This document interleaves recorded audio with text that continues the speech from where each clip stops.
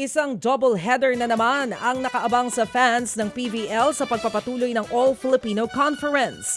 Kapwa target ng Choco Mucho Flying Titans at Capital One Solar Spikers ang ikalawang panalo. Sa harapan nila mamayang alas 4 ng hapon.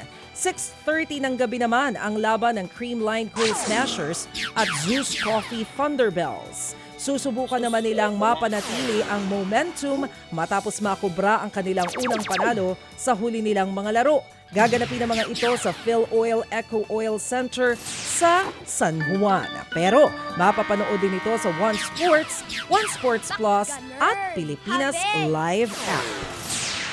Samantala, formal nang iginawad kay Olympic Gymnastics Golden Boy Carlos Yulo ang Athlete of the Year Award ng Philippine Sports Writers Association.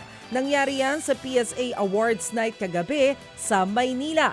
Tiyempo pang na-awardan siya sa kanyang ika-26 na kaarawan. Co-Athlete of the Year niya ang Pinay tennis sensation na si Alex Ayala. Pero nasa gitna siya ng kampanya sa Dubai Tennis Championships kaya hindi nakadalo. Ilan pa sa mga binigyang parangal ang Mr. Basketball na si Junmar Fajardo at Miss Volleyball na si Bella Belen. Sa kabuuan, 150 na atleta, coaches at opisyal ang pinarangalan sa PSA Awards na. Mga kapatid, brothers and sisters, saan ka pa? Dito na tayo sa Totoo. Dito na tayo sa True FM. Mga kapatid, mag-subscribe and follow po kayo sa social media accounts ng True Network PH. Yan po kami. Hanapin nyo lang True Network PH, Facebook, Instagram, YouTube, TikTok, and podcast.